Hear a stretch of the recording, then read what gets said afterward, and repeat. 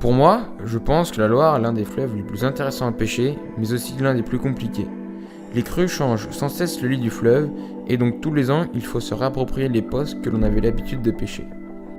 En plus d'abriter une importante diversité de poissons, la Loire nous offre des paysages somptueux, que ce soit la brume le matin, les levées, les couchers de soleil, c'est une ambiance qu'on trouve sur nul autre fleuve. En tant que dernier fleuve sauvage, des travaux de restauration sont entrepris afin de favoriser la reproduction naturelle des poissons et éviter les empoisonnements artificiels.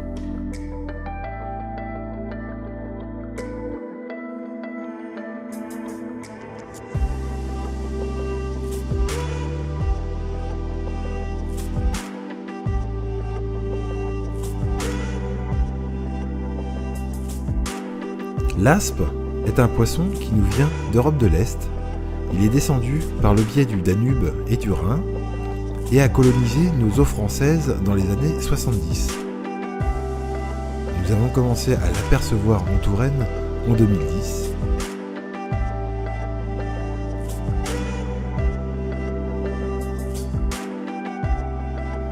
C'est un poisson qui se nourrit principalement d'ablettes, normalement cyprinidés, mais qui, du coup, a une alimentation carnassière.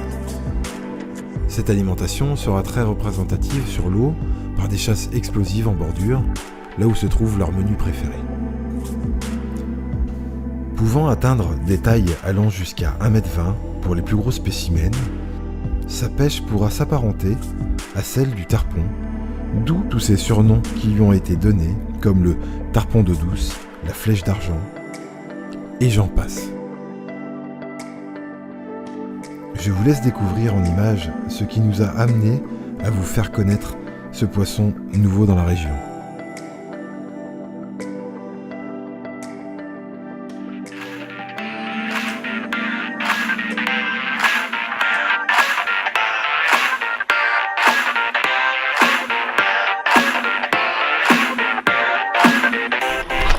Poisson!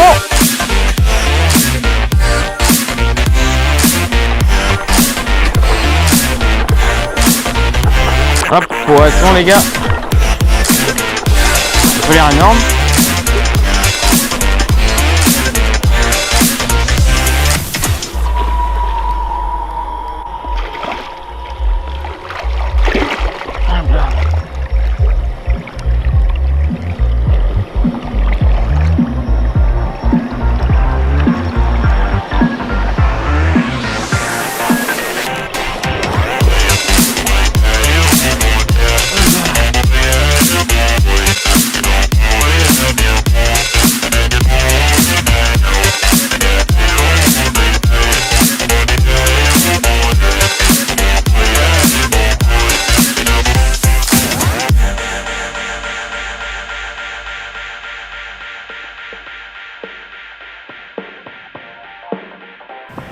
Petite aspe de Loire, puis dans ton centre,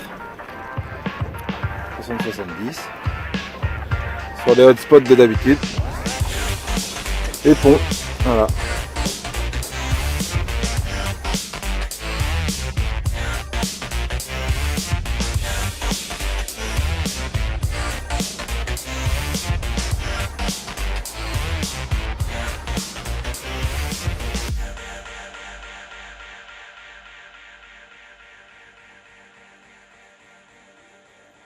On est arrivé sur un poste là, qui va être un poste où on va pêcher beaucoup plus creux, positionné sur leur secteur de chasse où ils sont d'habitude en été. Comme ça ils vont pas nous voir, ils vont pas nous entendre. Parce que là ils vont être vraiment dans le plus creux. Donc là c'est un poste qui est connu un petit peu maintenant, qui était moins connu avant. C'est un poste où tu as une grosse veine de courant qui arrive et qui va lécher en fait toute une grosse barre de pierre. Et la grosse barre de pierre, c'est des fondations qui ont été refaites parce que la berge était en train de se creuser. Et du coup, ça amène énormément de bouffe. Tu as beaucoup de petits blancs qui sont dans les barres de pierre. Et les aspes sont en plein milieu dans le courant, derrière un caillou ou deux.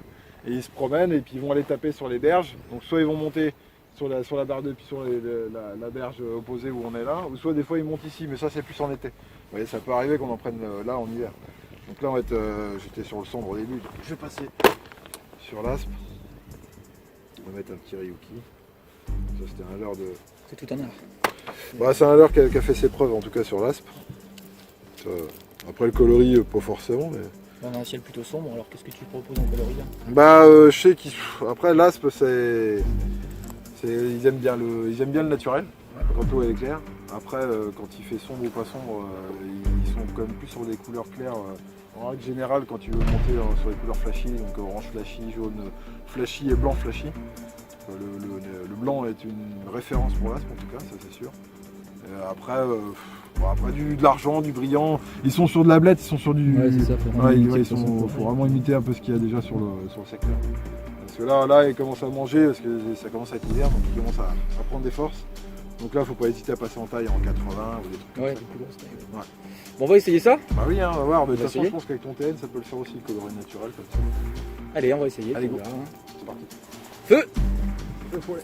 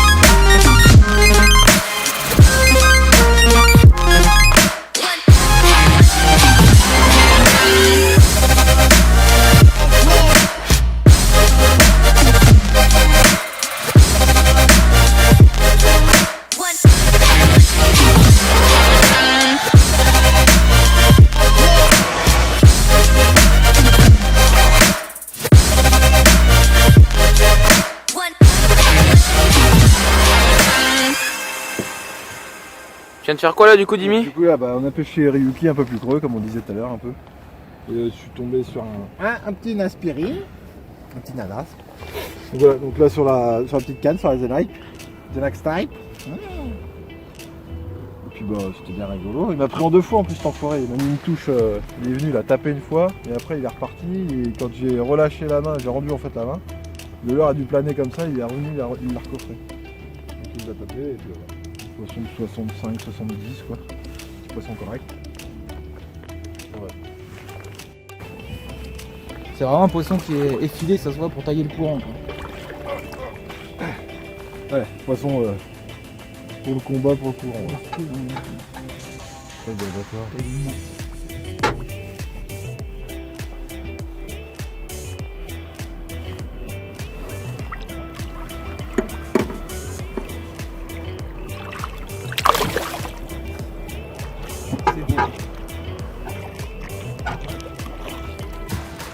Et voilà mon chef. Poisson en 1000 lancés, on l'appelle. Ouais, Ouais. c'est vrai. Tu parles de 1000 lancés en termes de matériel, du coup, tu conseilles quoi toi plus dans ta pêche? Bah, des cannes, quand c'est plutôt du bord, des cannes assez longues pour lancer loin, pour être accessible sur les postes. Ouais.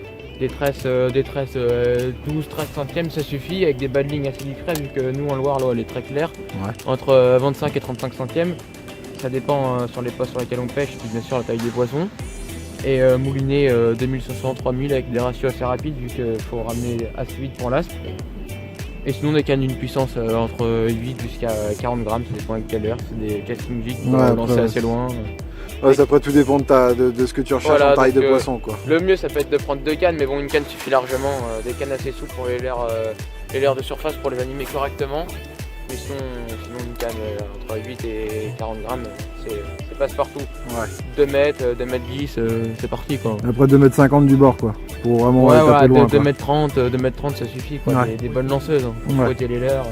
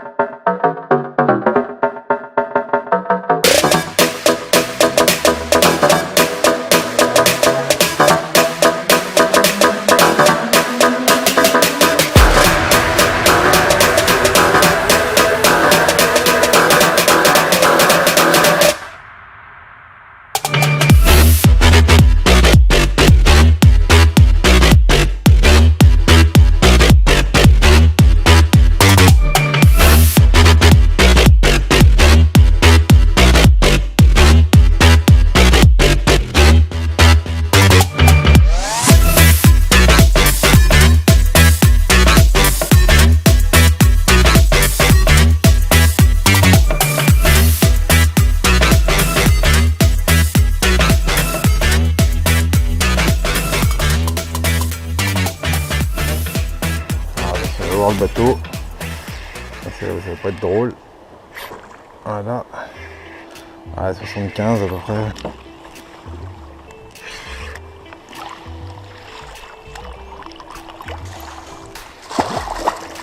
Ah bah voilà, ok. Voilà les copains. Un gros nanas. Bon, il est joli celui-là.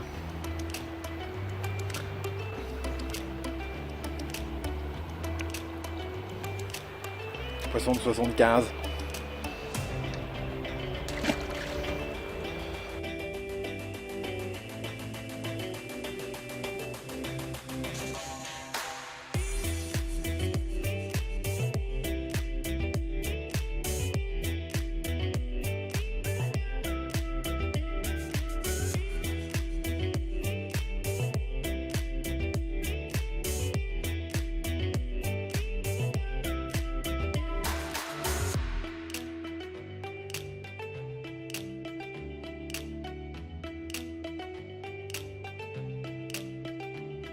On va faire un petit inventaire des boîtes. Ouais, on va regarder. Qui va piquer plein de Je l'heure. mets à votre hauteur. Pas à prendre des poissons. Ouais, du coup on va regarder. Alors, à faire le tri. Tu pêches comment avec ça du coup là? Ça c'est une pêche à la volée. Ouais, Une pêche à la volée où on va pêcher à faire darter le leurre sur le fond. d'accord. Il va tomber et puis il faut le faire renvoyer. En fait il va faire que des zigzags sur le fond mais assez rapide. Pas une pêche lente, c'est pas une pêche à gratter, on n'est pas là pour prendre des cendres non plus, on cherche l'aspe. Et du coup en grattant assez fort, en mettant des grandes jerks en fait sur le fond, faut pas hésiter à grammer pour vraiment faire une animation assez violente. Plus t'es lourd, plus tu vas être rapide. Pour imiter un petit poisson qui est mort un peu, puis C'est tout ça, d'un coup et il se puis- réveille et ouais, qui ressemble. c'est ça. Ok, ouais. Donc À ça, titre ça- comparatif, ça pourrait être comparé à une pêche du bar. C'est ça, ouais. À Ouais, peu c'est près. ça. C'est Ouais, pas pêche les à mêmes la volée mais- du coup sur le ouais. fond. Ouais. Ouais, pêche à voler sur le bar. Donc ça l'hiver ça marche bien ça. Ouais, donc vraiment type finesse, hein, sans caudal pas les shad, hein, ce que je cherchais le mot tout à l'heure dans ma tête, c'est ça. Type finesse, voilà, que ça puisse vraiment faire des zigzags, des droites-gauche. Parce qu'avec un shad, le problème c'est si vous faites le même système avec un shad, le shad il ne fera pas droite-gauche comme là, parce qu'il sera retenu par la caudale, qui va prendre de l'appui sur l'eau, tandis que là il va vraiment bien partir dans le droite et de Ok. gauche. Et bien, Donc bah, voilà, premier leurre, un petit finesse pour pêcher l'aspe en hiver. Voilà, le premier leurre de la journée. Numéro 1. numéro 1. Après, numéro 2, c'est une vache mes vagues. Il y a le Ryuki, un minnow. Donc là, on a un 95 et un 80. Donc ça, c'est les deux que je vais utiliser aussi en hiver, mais même après au cours de la saison. Donc des coloris bien Ouais. similaires quand même. Ouais, un coloris argent, un coloris On blanc. voit que le premier s'est déjà fait croquer. Ouais, puis bon, après, C'est c'est vert. la peinture, ils ont pêché, on va dire. Donc ça, ça c'est une base que j'avais. Après, on a plusieurs types. Tiens, je te laisse la. Ouais, on voit que t'as changé les tripes dessus. Hein. On Ouais, voit. sur certains, ouais. Il y en a qui sont typés mère aussi déjà, donc automatiquement. Donc ouais, pensez à bien changer les tripes, hein, parce que les aspes, quand ça met des coups de boule dedans, les tripes ils font pas long feu, hein, donc mettez des tripes spécifiques. D'ailleurs on peut le voir sur ceux-là, là, les hameçons qui sont ouverts. Hop, donc bah les voilà. Petit minot, numéro 2. Sur les minots, après il y a plusieurs couleurs, il faut varier un peu. Hein. Il y a... Tu vois ta petite boîte. Ouais, ça c'est une boîte avec des coloris qui vont bien. Le boîte à foutre, tu mets tout dedans. puis C'est ça. Pas mal. Donc ça, après bah, tiens, on voit le début Niro là. Le fameux début Niro. Voilà. Donc ça c'est un leurre de surface, c'est ça? Ouais, surface coulant. Donc alors surface coulant, donc particularité de nager walking the dog, donc la nage du chien, je promène le chien droite-gauche. Et du coup lui il a deux petits yeux sur la tête. Ça c'est intéressant parce que le leurre il a tendance à se retourner, à faire des droites-gauche avec sa forme un peu de quille là. Et le témoin œil quand il se retourne et qui, je sais que ça marche beaucoup sur l'aspe, les témoins œil. Si vous avez des leurres avec des yeux en moins, il faut en remettre parce que sinon ça marche moins bien. C'est hyper important pour l'aspe en tout cas. Je sais qu'ils visent leur proie sur la tête pour les sonner et des fois ils les sonnent seulement et les bouffent après. Et des fois ils les avalent complets. Donc du coup bah là Dimitri tu viens de nous dire que l'aspe tu pêchais principalement au leurre dur. Ouais. Mais est-ce que ça t'arrive de le pêcher un peu au leurre souple? Oui. Ouais. Tu pêches avec quoi du coup au leurre souple? Donc Il y leur a quelle soupe, saison? donc leur soupe à terre, je vous ai montré, il y avait le Fins là. Ouais, Donc ça on va passer sur l'arrière-saison. d'accord. Donc la partie octobre, novembre, décembre, janvier. Quand les Ça va eaux se être, refroidissent. les eaux se refroidissent, donc les poissons sont au fond. Après ça arrive que certains poissons soient en mode un peu carpe et ils vont bouffer un peu comme les chefennes, les carpes sur les herbiers. Ok. Donc à planer en texan chez Romain mon pote là qui pêche beaucoup light, puis il pêche aussi comme ça en light, sur des montages texan balles dans les herbiers. Ils D'accord. ont tendance à bouffer aussi des petits alevins dans les herbiers, donc ça après ça peut aussi être le truc. Mais après sinon du leurre souple. Ah oui, carrément des coloris flashy comme ça, des petits leurres souples. Ouais. Rochette par exemple. Ouais, tu peux monter jusqu'en 4 pouces. D'accord. En 4 pouces, moi j'ai fait quelques pêches quoi. Je vois même du 4 et 2 là. Comme ça avec les deux. Après, Sur les mêmes postes que tu peux pêcher avec des leurres durs ou différemment ouais, alors c'est plus sur des postes qui vont être un peu plus profonds. D'accord. En règle générale, on va pêcher toute l'année sur des postes où il y a très peu d'eau parce qu'ils chassent là où il y a beaucoup d'alevins, donc là où il y a moins d'eau. Et donc en été, ils sont sur les berges, sur les bordures, donc ils tapent en bordure dans les bouts d'alevin. Donc là, le chat, tu vas plus l'utiliser dans les parties quand on va être soit au mois de juin, quand l'eau elle se réchauffe un peu, mais que l'alevin commence à sortir. Donc tu vas pêcher vraiment les bordures très creuses. Où là, il va venir bouffer les tout petits alevins qui sont vraiment en bordure. Ils sont de l'année, ouais, bien Ils sont sûr. de l'année. Et après, dans la partie un peu comme aujourd'hui, où tu commences à arriver sur la partie hiver, où là, les poissons vont se regrouper sur le fond. Avec les petits aussi, ils se regroupent, ils sont tous ensemble. Et donc là, il faut être plus sur une pêche un peu plus lente. Donc tu vas pêcher avec du shad ou du fils. Mais bon, après ça. Des coloris flashy quand même. Ouais, du calme naturel et flashy. Bon, après, ça, c'est ceux que j'ai utilisés cette année. Donc, Des pichades classiques quoi, après il n'y a pas de... Ouais, après tu vois, tu passes sur de la couleur comme ça va bien aussi, hein, couleur un peu imitation. C'est le Blue Gill, je crois, de mémoire, le coloris. Bon, après, le finesse, c'est différent, ça peut se pêcher un peu toute l'année aussi, mais après, leur soupe qui peut marcher toute l'année, c'est celui-là. Le fameux leurre hybride. Ouais, c'est ça, c'est une partie dure, une partie mou, ça fait des pièces, c'est super souple. Je sais que ça, c'était un leurre qui a été assez étudié en Pologne pour l'aspe en tout cas. Ok. Bon bah du coup on va aller tester tout ça puis on va essayer de faire des poissons. Bah ouais. Là il y a un chat parce que je voulais prendre un cendre. Donc on va laisser les cendres de côté puis on va prendre un as.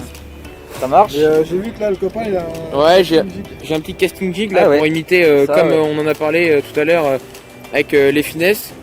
Faire des grands dandiner sur le fond, faire des grands coups pour imiter un alevin, enfin un poisson qui est mort et hop qui se réveille tout d'un coup puis qui retombe sur le fond et puis généralement les os ils gagnent le coffret à la descente. Donc des grandes animations. Exactement ouais.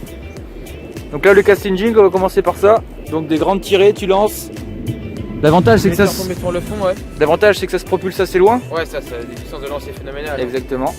Ça prend pas le vent, au contraire ça fuse dedans. On prend contact avec le fond et après grand coup de canne. C'est ça. Tout en contrôlant la descente parce que ça tape à la descente, comme la plupart des techniques de toute façon. c'est vrai.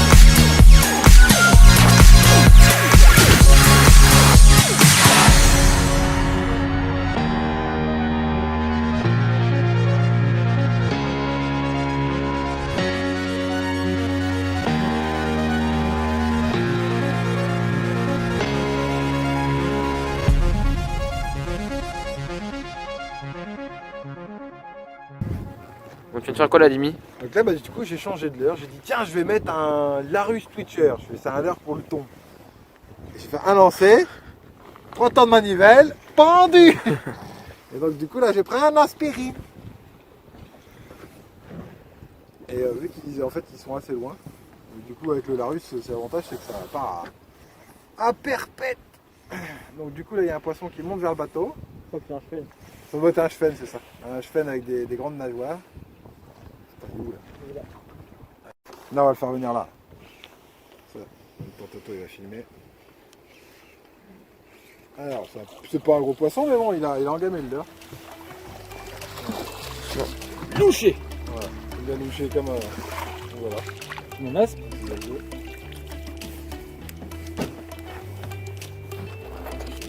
Poisson qui fait combien? 50. Ouais, 60. Il l'a engamé ton truc. Ah, voilà, c'est vrai. T'as la pince? Oui. Juste la tête qui ressort. Bien engamé. Pas grave.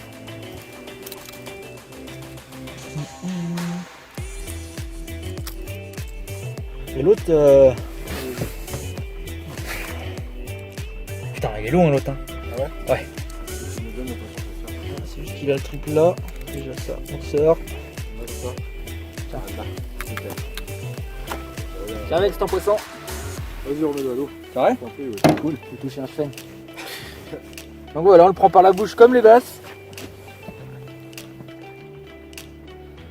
Mais quoi, t'as un poisson qui fait 55 bien? Ouais, 55, Ouais. 60, 55. Il est bien taillé. Hein. Ça commence déjà à cogner un peu, quoi. C'est ça.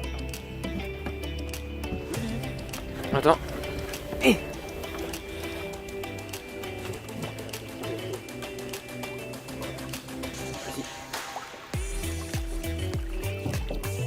Alors, bon, Alors. du coup, Ce qui s'est passé, c'est que le copain d'Im a eu un petit appel sur son téléphone. Alors j'ai profité pour lui piquer sa canne avec le petit leurre. C'est quoi Ok. déjà ton leurre? hein, c'était le Larus qui avait marché juste Faut avoir, avant, quoi. faut avoir une poigne, hein. Allez, ça bouge Voilà. un peu. Petit nanas. Mon premier Correct, hein. découvert. Ouais, ça va, je pense que ça doit faire 3 kilos, tu vois. Il parle en kilos. Eh putain, mais c'est vraiment un gars du poids de vin. Il parle en kilos, mon chef. Et dans le courant, il m'a bien mis une petite mousse verte. Ouais. Et donc c'est bien cool. Voilà. Donc c'est ça aussi le On va faire partage. une petite photo souvenir et puis grave, c'est bon, j'ai fait photo. Nickel.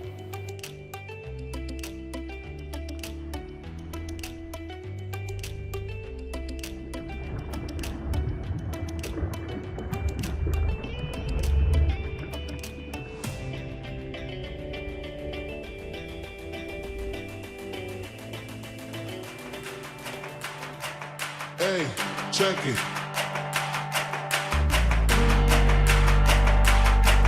Hey, check it. Put the place up.